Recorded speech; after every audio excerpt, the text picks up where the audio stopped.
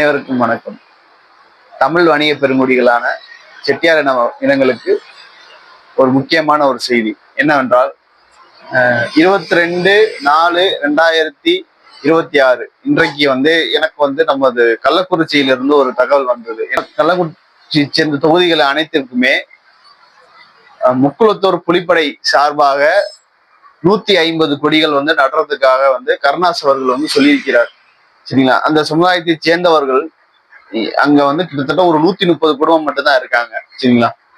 அந்த 150 கொடிகளை 150 கிராமங்களையும் நடணும் அப்படின்ற மாதிரி சொல்லியிருக்கிறாரு. சரிங்களா? அது என்னைக்கா இருந்தாலும் ஒரு பிரச்சனைக்குரிய ஒரு விஷயமா தான் இருக்கும். ஏன்னா அவர் அந்த அந்த தொகுதியில இருக்கக்கூடிய வன்னியர்களை ஆகட்டும், பறையர்களை ஆகட்டும், மற்ற சமூகங்கள் அனைவர்கிட்டையும் நற்பெயர் எடுக்கல அவர். சரிங்களா? அவர் ஒரு பிரச்சனைக்குரிய ஒரு நபரா தான் இருக்கிறாரு. சரிங்களா? அப்படி இருக்கின்ற பட்சத்துல நமது சமுதாயத்தை சேர்ந்தவர்கள்கிட்டையும் அவங்க கொடியை வைக்கிறதுக்காக நிதி உதவி எல்லாம் கேட்டிருக்கிறாங்க. சரிங்களா? இதை ஒரு வன்மையா நம்ம சமுதாயத்தை சேர்ந்த அனைவரும் கண்டிக்கணும் அப்படின்றத நான் இந்த இடத்துல சொல்லிக்கிறேன். ஏன்னா அதனால பின்ன நமக்கு தான் ஒரு பிரச்சனையா முடியும். சரிங்களா? அந்த அவங்க சமுதாயத்துக்கு அங்க எதிரிகள் நிறைய பேர் இருக்கின்றனால அவங்களோட, அதாவது எதிரிகள் இருக்கக்கூடிய இடங்கள்ல போய் அவங்க கொடி வைக்க போறது இல்லை.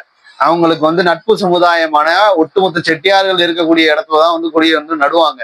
சரிங்களா? கொடி ஊன்றாங்க அப்படின்றப்போ இங்க பல சமுதாயத்தை சேர்ந்த மக்கள் அவங்களுடைய வன்மத்தை காமிச்சாங்க அப்படின்னா அதனால பின்ன செட்டியார்களுக்கு தான் அது பாதிப்பாக இருக்கும். ஏன்னா செட்டியார்கள் தான் போய் நிக்கணும், கோர்ட்டு கேஸ் நிக்கணும், 144 சட்டம் அமல்படுத்துவாங்க. இந்த மாதிரி பல விஷயங்கள் இருக்குது. சரிங்களா? நம்ம சமுதாயத்துக்கு தான் அது மிகப்பெரிய ஒரு கேடு.